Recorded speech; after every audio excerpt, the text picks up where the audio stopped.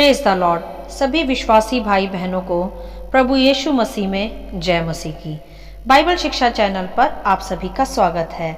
हमारे इस चैनल को देखने के लिए आप चैनल को सब्सक्राइब करें और बेल आइकन के ऑल बटन को ज़रूर दबाएं, तभी आपको हमारी आने वाली हर वीडियो का नोटिफिकेशन मिलता रहेगा। आज मैं आपके लिए बाइबल की पुस्तक से निर्गमन अध्याय 34 का 29 से 35 वचन लेकर आई हूँ। मूसा के चेहरे पर यहोवा की चमक, the shining face of Moses. तो चलिए भाइयों बहनों, हम वीडियो स्टार्ट करते हैं। बाइबल दर्शाती है यहाँ कि यह उस समय की बात है जब मूसा सीने पर्वत पर यहोवा से आज्ञाओं को प्राप्त करने जाता था और यहोवा परमेश्वर उसे वहाँ मिला भी करते थे। जैसा कि मैं अपनी पहली वीडियो में, जिसका टाइटल है मूसा को यहोवा के दर्शन, उसमें आपको समझा चुकी हूँ कि मूसा ने परमेश्वर से उसके अनुग्रह को मांगा था। मूसा यह चाहता था कि परमेश्वर उसे अपनी उपस्थिति दिखाए। अगर आपने वो वीडियो नहीं देखा तो आप उसे भी ज़रूर देख लें, तो आपको आसानी से समझ में आ जाएगा। आज हम उसके आगे के अध्याय को यहाँ सीखेंगे। आगे हम देखते हैं यहाँ कि जब मूसा साक्षी की तख्तियाँ हाथ में लेकर सीने पर्वत से उतर रहा था, तब वहाँ हम देख सकते हैं कि बाइबल दर्शाती है कि यहोवा परमेश्वर से बातें करने के पश्चात मूसा के चेहरे से किरणें निकल रही थीं। किरणें अर्थात एक अद्भुत चमक थी। उसके चेहरे पर एक अलग ही शाइन थी, परंतु मूसा नहीं जानता था कि उसके चेहरे से किरणें निकल रही हैं।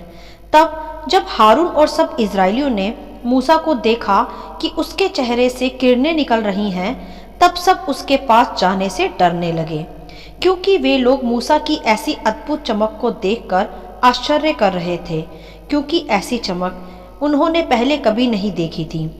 तब आगे हम देखते हैं कि मूसा ने उन सभी लोगों को और हारून समेत सभी प्रधानों को अपने पास बुलाया और मूसा ने उनसे बातें की। और तब सभी इजरायली मूसा के पास आए और जितनी आज्ञाएं यहोवा ने मूसा को सीने पर्वत पर दी थी, वही आज्ञाएं फिर मूसा ने इजरायलियों को एक एक करके बताई। और जब तक मूसा उनसे बातें करता रहा, तब तक मूसा ने अपने मुंह को एक ओढ़नी से ढाका रहा। और जब जब मूसा भीतर पर्वत की चट्टान की ओर यहोवा से फिर से बातें करने जाता, तब वह उस ओढ़नी को निकलते समय तक उतारे हुए रहता।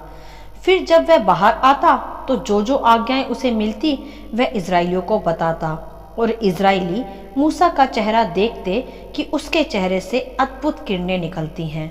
और जब तक वह यहोवा से बातें करने को भीतर जाता, तब वह फिर से उस ओढ़नी को डाले रखता। हालेलुया।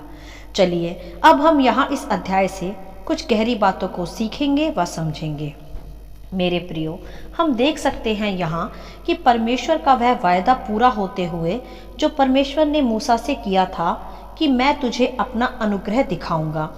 जब मूसा ने यहोवा से यह कहा था कि तू मुझ पर व सारी इजरायली जाति पर अपना अनुग्रह दिखा, कि वह जान पाए कि तू मार्ग में हमारे संग संग है, तो परमेश्वर ने भी फिर अपना वायदा पूरा करा।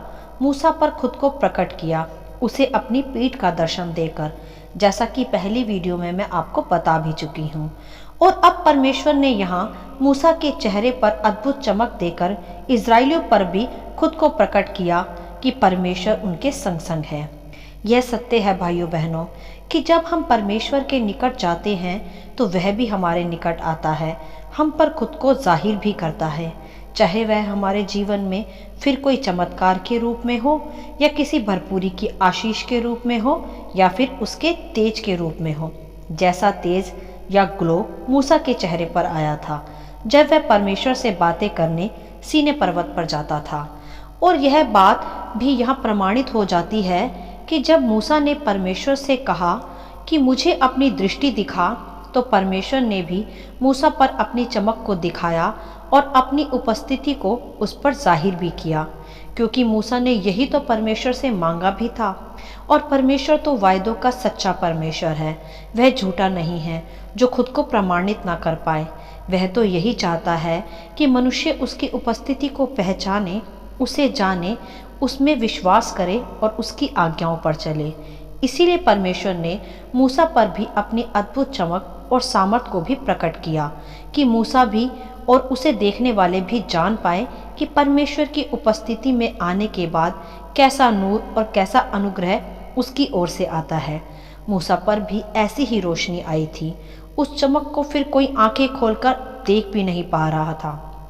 इसीलिए मूसा ने अपना मुख भी ओढ़नी से जब जब ढांका, जब जब वह इस्राएलियों को यहोवा की आज्ञाएं दिया करता था।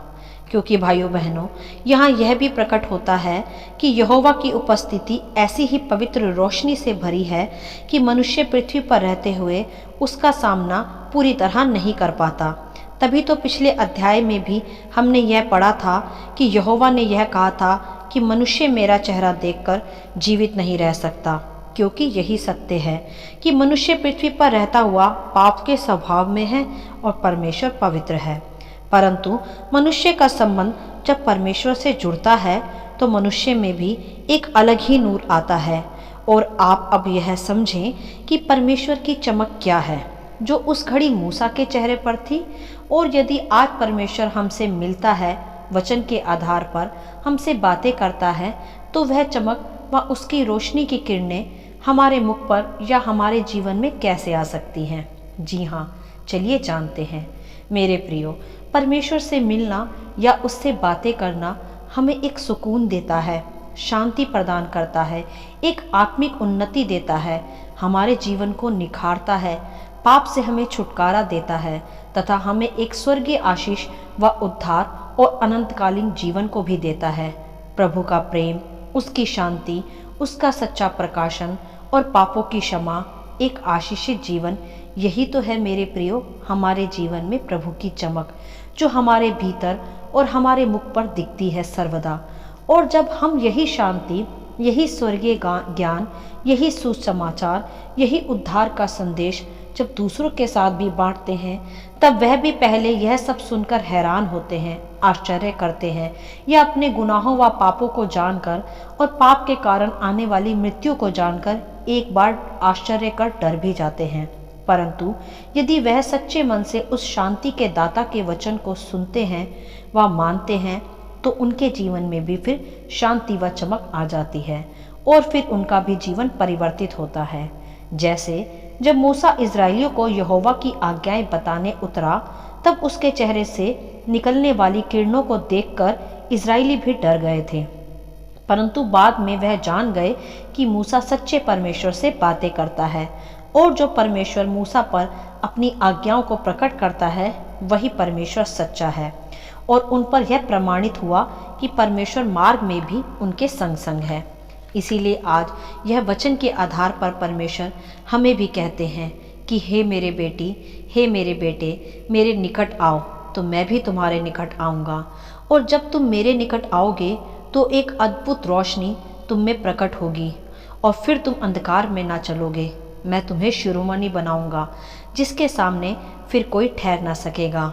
और लोग जान पाएंगे तुम्हें देखकर कि ये अद्भुत रोशनी, ये अद्भुत चमक और शांति, जीवन का ज्ञान और उद्धार का सच्चा व सरल मार्ग मेरी ही ओर से है। और मैं ही यहोवा परमेश्वर हूँ जो तुम्हें कभी ना छोड़ूंगा और कभी ना त्यागूंगा। और मेरी रोशनी व चमक सर्वदा तुम्हारे जीवन में यूं ही चमकती रहेगी। ये जीवन की रोशनी सर्वदा तुम पर ऐसे ही बनी रहेगी। हालेलुया। मेरे प्रियो, बस ऐसी ही चमक व ऐसी ही जीवन की रोशनी पाने के लिए हमें भी परमेश्वर के निकट आने की आवश्यकता है। उसके वचन के आधार पर चलने की आवश्यकता है। यह ध्यान रखें सर्वदा कि मनुष्य अंधकार में था, परंतु जब मनुष्य ने परमेश्वर को जान लिया तो फिर वो अंधकार में नहीं, रोशनी में आ गया। और अब वह रोशनी सब पर प्रकट भी होती है। जैसे मूसा के चेहरे की चमक उसे पता भी नहीं थी, परंतु इस्राएलियों को वह नजर आई। इसी प्रकार जब परमेश्वर हम पर खुद को प्रकट करता है, जब हम उस पर विश्वास कर सच्चाई से व आज्ञाकारिता से चलते हैं, तब हमें पता भी नहीं होता, परंतु पवित्र आत्मा की रोशनी खुद ब खुद मनुष्यों पर जाहिर होने लगती है। क्योंकि परमेश्वर के समीप आना तथा उससे संबंध रखना ही अपने आप में एक रोशनी है, एक चमक है, उजाला है, जिसकी किरणें सब ओर फिर फैलती जाती हैं तथा चारों ओर उजाला फैलकर सबको आशीषित करता है। इसीलिए मेरे प्रियो, मैं आपसे यह कहना चाहूँगी कि आप परमेश्वर के निकट आएं, उसके वचन के आधार पर जीवन जिएं और उसके बोली गई सभी आज्ञाओं को मानें और उसके वायदों को सदा स्मरण रखें। तो परमेश्वर की शांति की रोशनी और एक अद्भुत चमक आपके चेहरे पर, आपके जीवन में खुद ब खुद ही प्रकट होती जाएगी, जिससे आपको देखने वाले, आपके से मिलने वाले जान पाएंगे कि आप सच्चे परमेश्वर की सच्ची रोशनी हैं, जो पृथ्वी पर फैलकर औरों में भी उजाला लेकर आती है। तो मेरे प्रियो, अंधकार में ना चले, अपने मुख पर परमेश्वर की चमक को लेकर आएं और उस चमक से दूसरों को भी आशीषित करें। हालेलुया। आशा करती हूँ इन वचनों का संक्षिप्त विवरण आप सभी को समझ में आया होगा। परमेश्वर आपको अपनी पवित्र आत्मा की भरपूरी से सदा भरता रहे। यदि आप चाहते हैं कि दूसरे भी इन्हें सुनकर आशीष पाएं, तो आप दूसरों के साथ भी इन्हें बांट सकते हैं, क्योंकि हमारे प्रभु यीशु मसीह की यही इच्छा है। आमीन and God bless you all.